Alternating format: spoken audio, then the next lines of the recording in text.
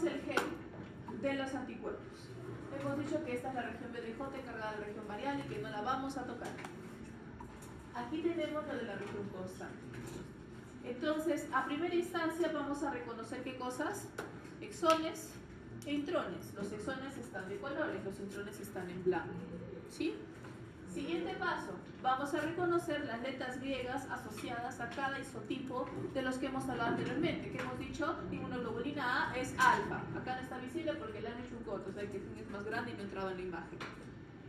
Inmunoglobulina M, mu, está adelante. Inmunoglobulina D, delta, está seguida. Inmunoglobulina A, ahí debe estar en medio. Inmunoglobulina gamma, aquí está el isotipo. Inmunoglobulina G. Inmunoglobulina E, isotipo épsilon. Significa de que cada isotipo va a tener su grupito de exones. ¿Se han dado cuenta?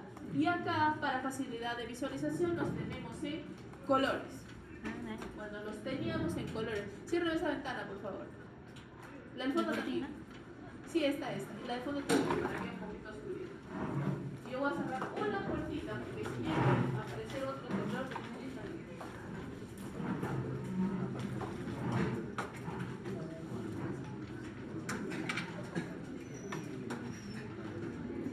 ahora sí, en colores. Bien. ¿Necesita plumón para Perfecto. Entonces, vamos a tener dentro de esos exones o grupos de isotipos que cada exón va a tener un nombre. Y este nombre con orden se repite. ISC, ISC, ISC. ¿Sí? El único que no tiene ISC es el delta, solamente tiene C, porque delta no tiene versión soluble, solo es neutral. Entonces ahí nos quedamos. Significa que este proceso IS es para volver el anticuerpo soluble.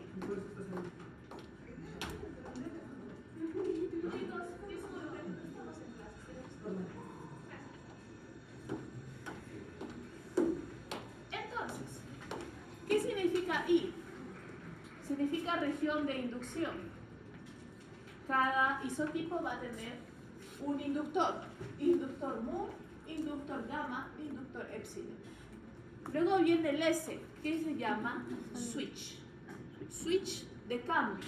Ah, no mencionas la clase pasada. Sí. Entonces tenemos al switch mu, al switch gamma y al switch epsilon. ¿Sí? Y luego tenemos la famosa región C de constant. Constant mu, constant delta, constant gamma y constant epsilon. Entonces, primero miremos el overview sin detalles. Lo que va a suceder es de que cuando nosotros tengamos una molécula, una citoquina o al TH1 o al THF que reacciona y activa el CD40, esto va a generar una cascada metabólica que va a hacer que a través de mecanismos moleculares se corte el ADN, se corte el genoma a nivel de las regiones de switch, tanto del switch de mu, siempre mu, tanto del switch de mu, como del switch de aquel anticuerpo que queramos producir. Y luego estas dos cortadas los vamos a unir. Y una vez de que se unan, quedará el gen de esta manera, teniendo un híbrido de switch. Pero en este caso no quedarán más opciones de región constante. Por lo tanto, cuando el gen se transcriba, obtendremos este RNA mensajero, que va a ser el BDJ, e inmediatamente después la constante que nos interesaba. Por lo tanto, esa proteína y ese tipo de anticuerpo. Dato curioso, aquí no estamos modificando ARN, estamos modificando genoma de la célula B. Lo que se corta se elimina después. Significa que una vez de que la célula B ha hecho el cambio de isotipo, no puede regresar en sus pasos. Se quedará produciendo esa inmunoglobulina. Y aquí viene la razón de la expansión del linfocito B antes de convertirse en células plasmáticas, porque sabe que cada célula plasmática solo será capaz de hacer a la vez un anticuerpo, porque perderá la información para los demás. ¿Ok? Eso es edición genética basada en genoma. Porque cada RNA tiene que hacer, estamos haciendo esto acá. ¿Cómo se llama? ¿Ah? ¿Cómo dijo que se llama eso? Es recombinación. recombinación génica.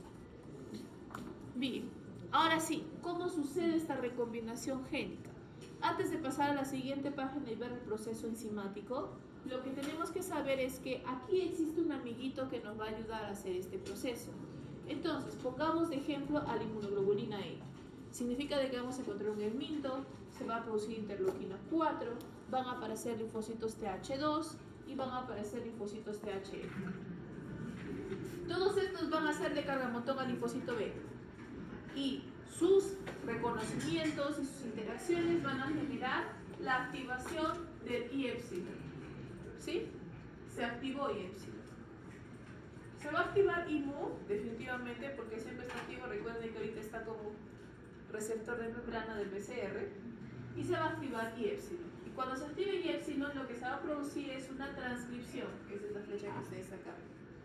Y se va a generar el transcrito de épsilon de línea germinal. Ese transcrito tiene todo, el I, el S y el C. Pero no se va a producir. Aquí está para ayudar. ¿Ok? Significa que esta etapa de producción del transcrito germinal es necesaria para poder hacer este proceso. Ahora sí, ¿cómo sucede este proceso? Lo interesante de la región de switch para todos los isotipos es de que es una región rica en citocinas y guaninas, que le llaman islas o repeticiones tándem de CG. Significa de que la región switch va a ser CG, CG, CG, CGA, CG, CG, CG, CG, CGA, CG, CG, CG y así sucesivamente. ¿Por qué es curiosa esta región?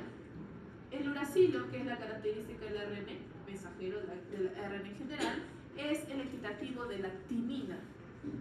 Por lo tanto, un RNA mensajero y un ADN se verán iguales si solamente tienen citocinas y guaninas.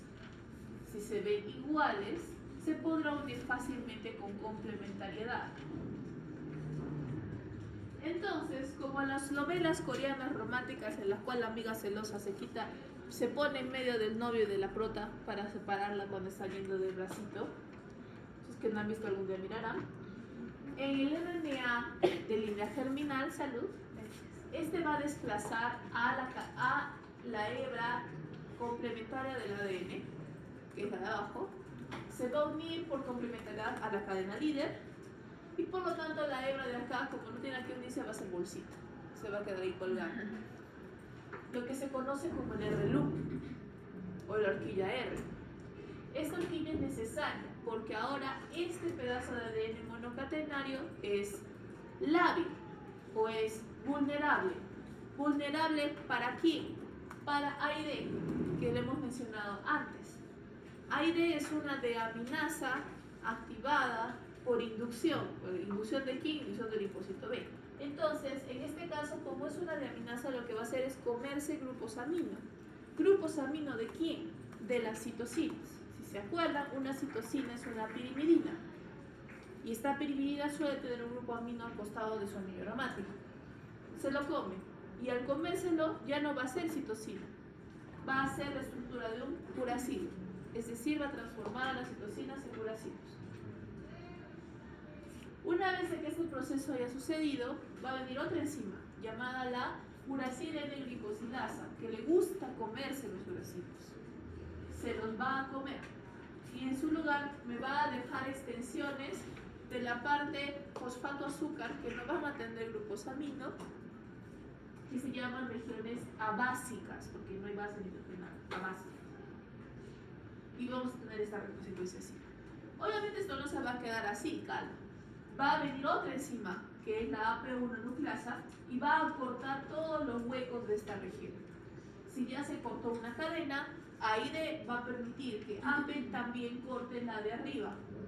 Y por lo tanto vamos a producir lo que se llama como un DSB, un double strand break, que significa una ruptura de doble cadena. Va. Ya lo cortamos. Este proceso va a poder repetirse tanto en la región switch mu como en la región switch epsilon. Y por lo tanto ambas serán cortadas a través de este mecanismo.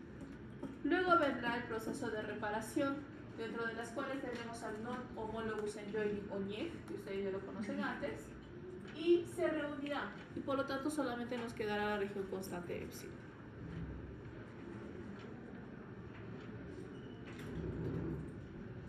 Ahora pasemos a la maduración por afinidad.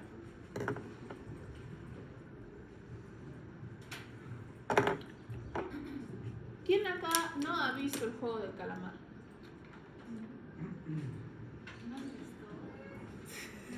¿Algún problema? Fue viral en la época de la pandemia. No teníamos nada más que hacer con nuestras vidas que mirar un sadismo insulso acerca de personas. ¿Quién más no ha visto el juego del calamar? Spoiler, no se preocupe. ¿Nadie más? Ya, para dos personas que no han visto el juego del calamar, se trata de una versión de Esto es Guerra mezclada con Saw. Con Saw. Ah, no, sí sé de qué se trata. Juegan, están muriendo. Significa de que son personas muy necesitadas de plata que creen que van a entrar en una carrera de obstáculos tipo Esto es Guerra, pero al final si fallas, mueres. Y fallar es muy fácil. En realidad, quien tenga los mejores instintos de supervivencia o tenga la suerte de ser el prota, no morirá. En el caso de la serie, el que era el prota no moría por simple suerte, y eso fue durante 6 capítulos, estaba harta. Y su mejor amigo era el que tenía las agallas, la inteligencia o incluso la crueldad para sobrevivir el juego del calamar. Ok. Al final como que lo venció la amistad y le dio pena. Total. ¿Por qué lo estamos mencionando? Al principio yo dije que la maduración por afinidad era como que les hiciera presentar una monografía, pero siempre los engañara hasta el final y los hiciera rehacer su monografía. En realidad, para los linfocitos es más como el juego del calamar. Los linfocitos tendrán que presentar un anticuerpo de alta afinidad. Si no lo logran, mueren. Como el juego del calamar. Entonces, imagínense la circunstancia. Tenemos un linfocito B progenitor, o mejor dicho, un linfocito B que ha sido activado y se da progenitor un montón de células. Células que tendrían que ser ahora plasmáticas. Entonces se empieza a dividir. Bien. Se empieza a dividir y cada una de estas células, a medida que se va dividiendo, también va acumulando mutaciones en su región variable. Recuerden de que su BCR ya ha reconocido al antígeno, así que ya tenemos una cierta afinidad. Por lo tanto, ahora vamos a hacer el cambio de isotipo y la región variable ya tiene un cierto grado de afinidad, pero ahora va a sufrir mutaciones. Ahora sí, mutaciones, no son recombinaciones, son mutaciones, varias mutaciones. Significa de que la primera célula, después de la célula activada, tendrá una mutación. La siguiente generación de estirpe tendrá 2, la siguiente 3, la siguiente 4, la siguiente 5. Recuerden que de una célula podemos sacar 5000.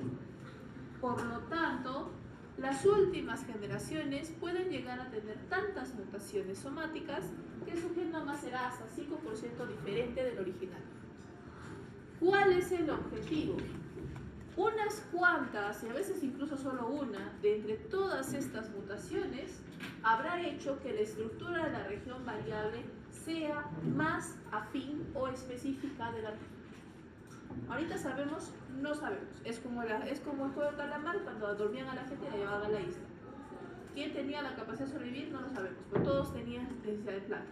Entonces todos estamos en el mismo barco, todos tenemos un anticuerpo que reconoce a un mismo antígeno. ¿Con qué afinidad? Ahora lo sabemos. Entonces, a medida de que se hacen estas mutaciones y se acumulan, una vez de que se hayan acumulado las suficientes, se pasará al proceso de selección. Entonces, como podemos ver aquí, normalmente tenemos, ¿no? A medida de que pasan los días, cómo se van acumulando las mutaciones. Cómo se van acumulando las mutaciones y como hemos dicho en las regiones CBR 1, 2 y 3, ¿sí? Que son las regiones más variables. Y este tipo de mutaciones pueden ser de lesiones, SNPs, pueden ser duplicaciones. Lo más común es que utilicemos el mismo sistema de AID, solo que ahora en lugar de cortar los uracilos, dejamos que la célula durante su proceso de replicación corrija el genoma y ahora esos uracilos, ¿cuál es su complementario? La adenina. No, perdón, ¿cuál es su complementario? La adenina. Se transforma en adeninas. Y su complementario en timinas. Entonces ya se movilizó todito. qué citosina ni qué citosina. ¡Pra! Hicimos una sustitución y una transversión completa. ¿Sí? Entonces, así nosotros, y también los cortes que sí se pueden producir con la AP1, generarán que ñe, que ustedes ya conocen a ñe, simplemente pega y no le importa nada. Significa de que va a generar bases de más, bases de menos. Y eso también va a llamar a las duplicaciones, a las inserciones y a las deleciones. Entonces, así se van acumulando las mutaciones. Seguido a esta etapa vamos a tener antígeno libre y antígeno presentado por célula dendrítica y THF para el proceso de selección. La primera parte va a ser aquí. Entonces, retomemos. Tenemos nuestro antígeno, nuestra célula B inicial, que va a activar el linfocito T y lo va a transformar en nuestro folicular. Luego tenemos al folicular que activa otra célula B y en este caso vamos a generar la inducción de la ID, la migración al centro germinal. Y vamos a tener acá las diferentes estirpes con diferentes mutaciones, pero que están reconocidas de esta manera, ¿sí? Porque son diferentes genéticamente. Vamos a venir así. Una de las primeras maneras de selección, que es la selección más sencilla, es a través de la célula dendrítica, la cual le va a presentar el antígeno a la célula B. Si la célula B es capaz de reconocer el antígeno otra vez, producirá BCL6 y BCL2, específicamente BCL2. Y como hemos dicho, BCL2 es una molécula de supervivencia. Vivirá. Si no produce BCL2, morirá. Va una. La siguiente. Tendremos igual la presentación de esta célula dendrítica, pero también tenemos la presentación de la T folicular. ¿Sí? Entonces, esta T folicular, aparte de presentar su antígeno, también va a presentar algo que se llama FAS. Es veneno FAS. FAS es un receptor que si es reconocido por FAS ligando, que es el otro receptor, inducirá la muerte celular. Entonces, desde el momento en el que el T folicular se reconoce la célula B, ella tiene una cuenta regresiva, ya le pusieron el veneno. ¿Cuál es el antídoto? Que pueda reconocer con alta afinidad su antígeno. Si puede reconocer con alta afinidad su antígeno, producirá inhibidores de FAS. Entonces, no importa que haya tomado el veneno, tiene el antídoto, ¿sí? Inhibirá FAS y por lo tanto la célula no morirá. Pero si no ha sido un reconocimiento afín, no se producirán los inhibidores de FAS y la célula morirá. Al mismo tiempo, como las células dendríticas y los linfocitos T están tomando antígenos y presentándolos, en este caso el linfocito T solamente lo presenta tal cual, porque ya lo han activado a él. En el caso de las células foliculares, las células dendríticas se lo comen y lo vuelven a procesar y lo vuelven a presentar. Y aparte, las de aquí arriba, que siguen reconociendo antígenos y tratando de proliferar, vamos a tener algo como el juego de la silla. Empezamos con 10 sillas, le damos vueltas, se sientan todos, sacamos 2, empezamos otra vez, sacamos 2, hasta que solo queda una, ¿sí? Significa que a medida de que esos procesos surgen y las células mueren, también se va acabando el antígeno con el cual seleccionar en el centro germinativo. No por eso vamos a dejar de seleccionar, simplemente la cosa se vuelve más difícil. Entonces, células que sobrevivieron anteriormente a concentraciones tan bajas de antígeno, capaz ya no pueden sobrevivir. Y así seleccionamos de entre las buenas, las mejores. Las que son capaces de reconocer el antígeno en muy pequeñas cantidades. Significa de que, como fue el calamar, los primeros que sobrevivieron no tienen ninguna garantía de sobrevivir después. Eventualmente quedan muy pocas células que ya han pasado todo el proceso. Y cuando hayamos pasado todos estos procesos de selección, tendremos una célula B de alta afinidad, la única que sobrevivió entre sus hermanas. Y ella se proliferará nuevamente y se transformarán en células plasmáticas. Y terminamos el proceso de afinidad. Eso también implica que el centro germinativo es un centro que también va a ser un verdadero cementerio celular. Van a morir muchas células. Está dentro del proceso. Obviamente, si tenemos alguna desregulación en el proceso, vamos a tener entonces algunas enfermedades como son los linfomas, ¿no? porque estamos jugando con cosas difíciles, estamos jugando con hipermutación somática y estamos jugando con mucha muerte celular e inducción de la proliferación. ¿Sí? No se espera que suceda, pero las probabilidades nunca son cero. Entonces, ¿cuáles son las características de un linfocito B como célula plasmática? En primer lugar, como célula plasmática se llamará plasmoblasto y este tendrá dos elecciones por hacer. Se quedará en el órgano secundario donde fue activado, proliferado y diferenciado para producir anticuerpos, o podrá salir a torrente sanguíneo, viajar hasta la médula ósea, donde también puede producir anticuerpos. No hay ningún problema. En los dos lugares va a producir también dentro de su estirpe a linfocitos B de memoria, que cuando ella se vaya o cuando se necesite una segunda activación de las mismas, será más rápido. Ya no tendrán que pasar ni por cambio de afinidad ni por nada de ese estilo. ¿Sí? Simplemente producirán su señor superantígeno y el microbio que decidió entrar al cuerpo por segunda vez se va a arrepentir. Entonces, en este caso, las células plasmáticas como tales van a tener que tener ciertos cambios en su morfología. Como hemos dicho, como va a tener que atravesar el torrente sanguíneo y alojarse en médula ósea, vamos a necesitar otra vez de BAF para mantener su supervivencia. Por otro lado, también, como van a ser células, normalmente las células plasmáticas producidas gracias a este proceso de maduración por afinidad, se les denomina células plasmáticas de vida larga. Como su nombre lo indica, pueden durar a toda la vida del huésped, ¿sí? No van a morir. Con la gran mayoría no va a morir. Y también vamos a generar algunos cambios estructurales. En primer lugar, ahora esta célula ya no le va a interesar ni proliferar tanto, tampoco tener otras actividades. Va a ser producir proteínas, se va a convertir en una fábrica de proteínas. Por lo tanto, como fábrica de proteínas que es, va a tener que agrandar su citoplasma, que les va a permitir que sus organelas crezcan mucho más. ¿Qué organelas son importantes? El retículo endoplasmático rugoso y el aparato de Golgi. El retículo endoplasmático rugoso, porque ustedes recordarán, ahí tenemos una gran cantidad de ribosomas encargados de la traducción de proteínas. Y en sí, el retículo endoplasmático rugoso también permite el plegamiento tridimensional de las proteínas y su ultraprocesamiento. Ambas cosas necesarias para la producción de anticuerpos, que al final del día son proteínas. Por lo tanto, vamos a necesitar que esta fábrica trabaje muy bien. Y al mismo tiempo, como estos anticuerpos son de tránsito libre o secretados, tendremos que utilizar el mecanismo de vesiculación y secreción de la célula, que es el aparato de Golgi. ¿Sí?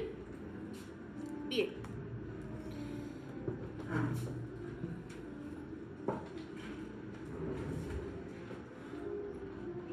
Para culminar con esta parte, tendremos que acordarnos de los linfocitos B de memoria.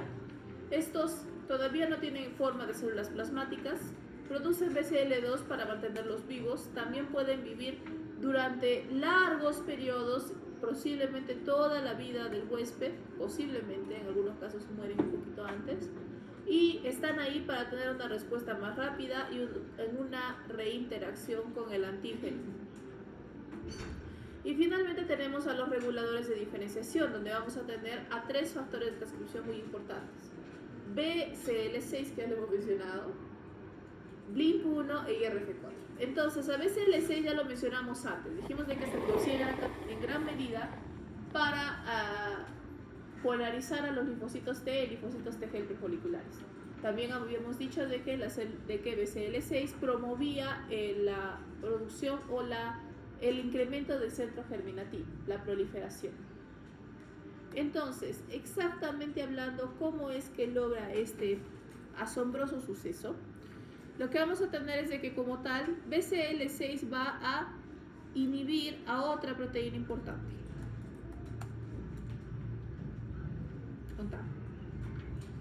¿Dónde lo dejé? Va a inhibir, en este caso, a PAC5. ¿Por qué? Porque PAC5 es un componente que ¿sí? Me pierdo en el infinito.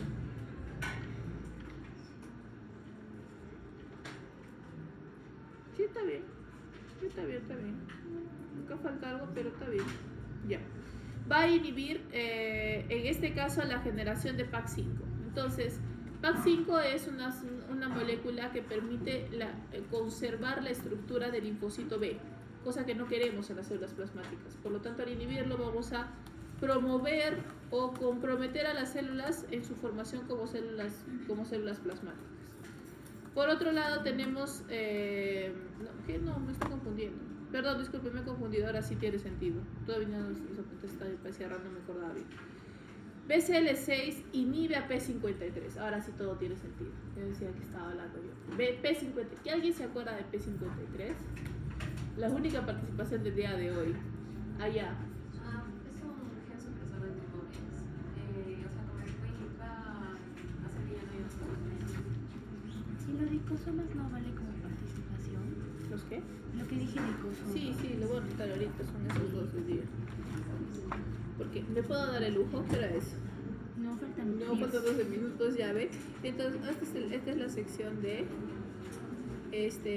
y acá es María Victoria Martínez. Martínez y Doctora Martínez Luque, porque hay dos Martínez. ya está. Entonces, en este caso BCL6 ahora sí tiene todo sentido. Estaba mirando, ¿dónde está mi BCL6? Me he olvidado anotarlo, ¿dónde lo he dejado? Quiero verificar, ya. P53, que es un gen supresor de tumores, y si lo bloqueamos, promovemos la proliferación. Así, nada más, solo eso era. Y en el caso de BLIMP1, ese sí es el de PAC5, que entonces compromete a las células B y su transformación a células plasmáticas, e IRF4 que induce XBP1, y XBP1 es un protector contra la toxicidad por proteínas. Entonces, imagínense esta situación. ¿Ustedes se acuerdan del Huntington?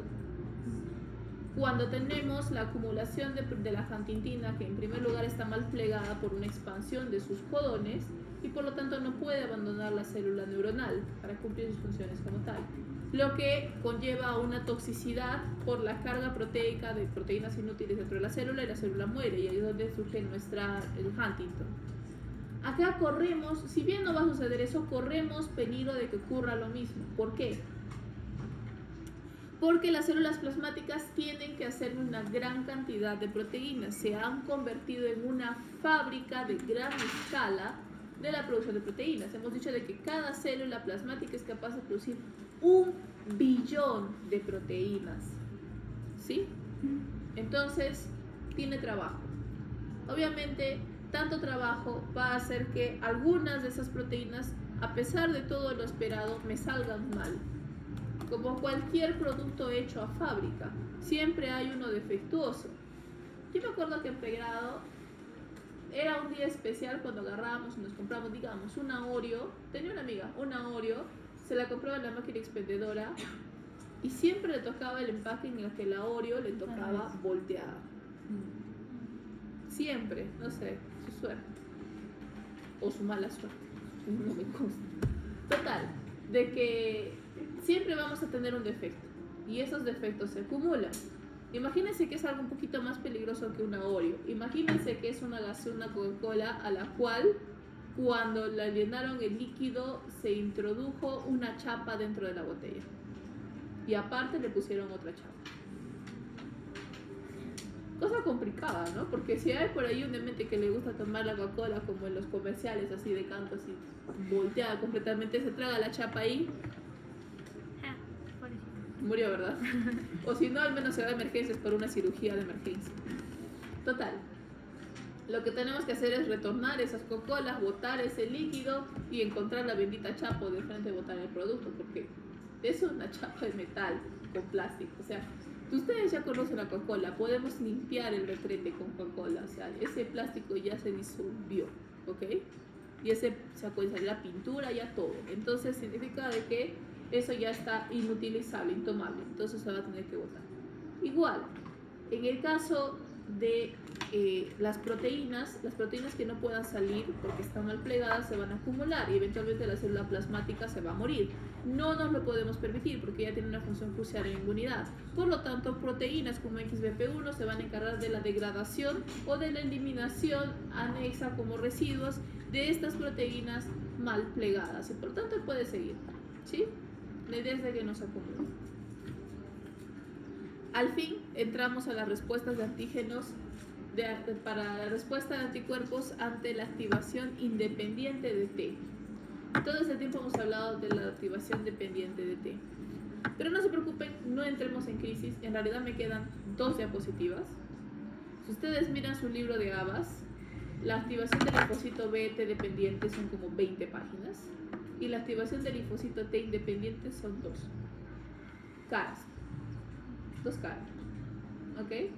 Eso ya nos dice mucho. Normalmente la activación del linfocito T dependiente es como que la vía canónica, o la vía más importante, o la vía social, inmunidad adaptativa, etc. Mientras que la vía T independiente va a ser normalmente una acción casi innata, es decir, la más inmediata y también la más simple. ¿Ok? Aquí es donde vamos a encontrar la producción de lo que van a ser las células plasmáticas de vida corta, que se van a encargar de producir mayoritariamente inmunoglobulina M. Es decir, su gran cambio de isotipo va a ser simplemente de que en vez de producir una inmunoglobulina M membranaria, produzcan un pentámero soluble. ¿Sí? ¿Por qué? Porque la inmunoglobulina M, como hemos dicho, si bien no es la más afín de entre las inmunoglobulinas, trabaja con el complemento, así que su respuesta será eficaz contra antígenos mientras hacemos todo el proceso de diferenciación y selección por afinidad. ¿Qué linfocitos B son los encargados de producir células plasmáticas de vida corta y por lo tanto reconocerán antígenos asociados a la activación independiente? El linfocito extrafolicular, el marginal y el B1 de mucosas. ¿Sí?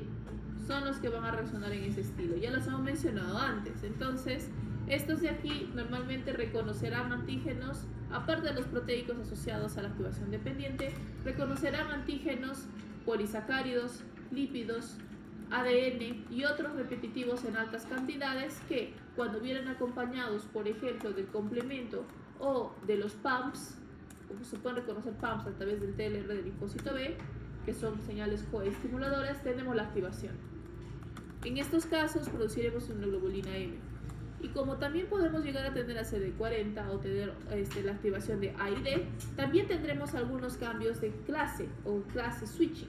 Entonces, acá tendremos de que, por ejemplo, en el linfocito B1 vamos a producir inmunoglobulina E también externa, inmunoglobulina M, inmunoglobulina G4.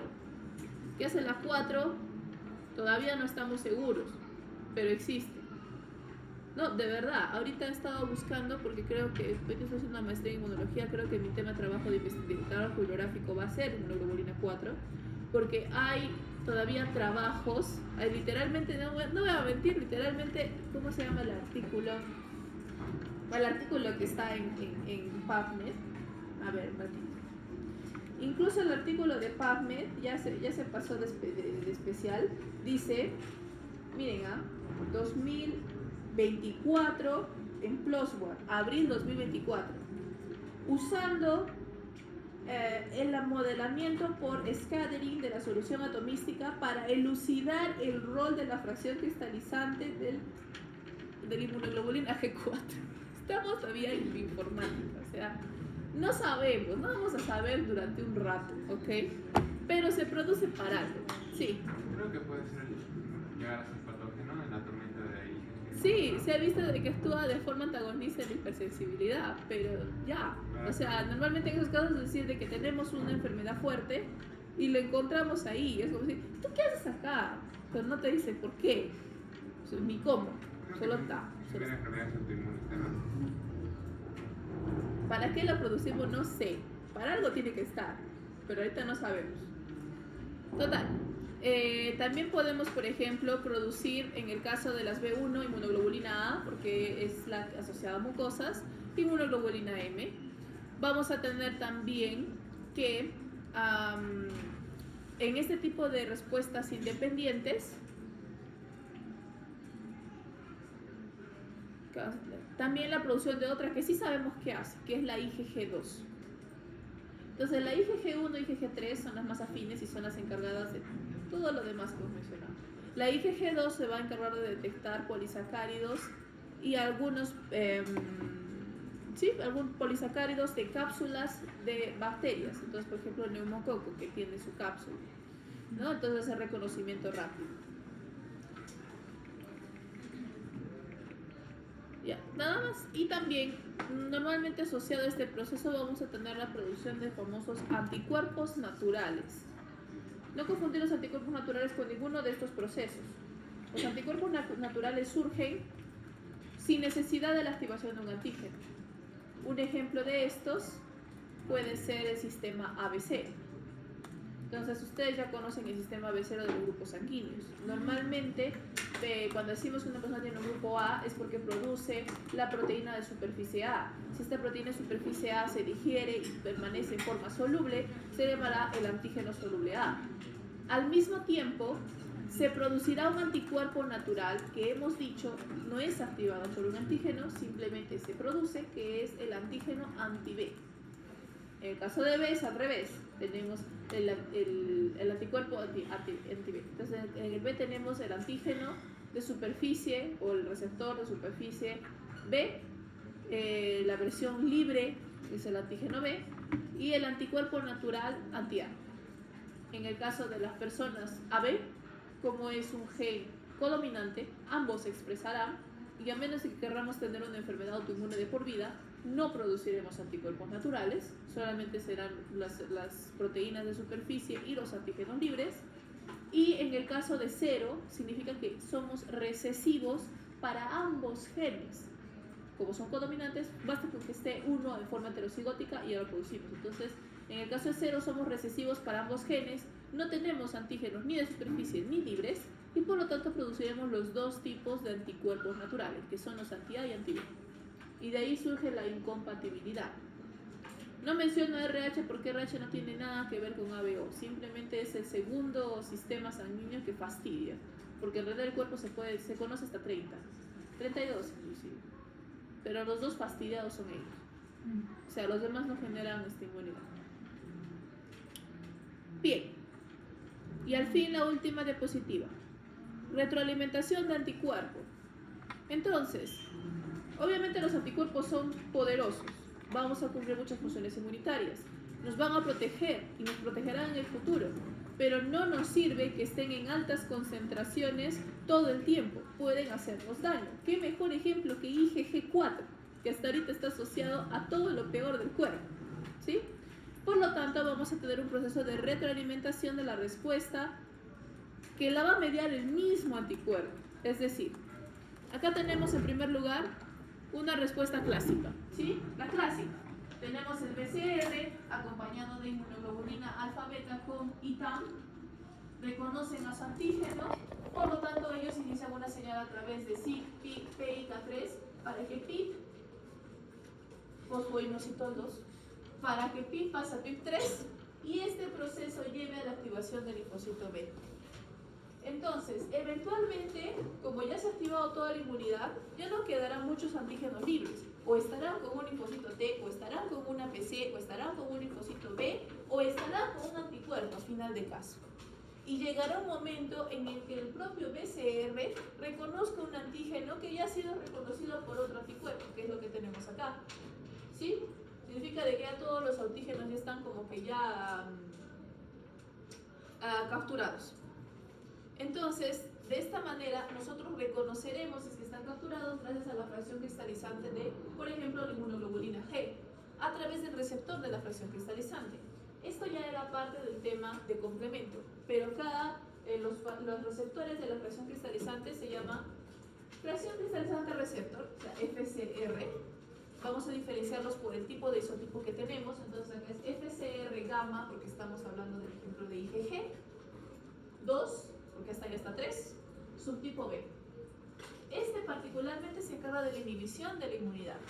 Detecta la fracción cristalizante de la IgG y lo que va a hacer es producir una molécula o activar una proteína llamada SHIP. Y SHIP va a desproducir o bloquear el pase de PIP2 a PIP3. Y como hemos visto, si bloqueamos el pase de PIP2 a PIP3, no se produce la activación del linfocito B. Y por lo tanto empezamos a decir, se acabó. Se acabó, ya todos estamos encargándonos de algo, ya no necesitamos que se activen más células, ahí quedamos, ¿sí? Entonces se da un proceso de retroalimentación porque lo que se ha producido para trabajar es lo mismo que inhibe el proceso de retroalimentación negativa. Significa de que vamos a inhibir o vamos a entrar ya en lo que es la resolución de la inflamación. ¿Preguntas hasta acá? Son libres.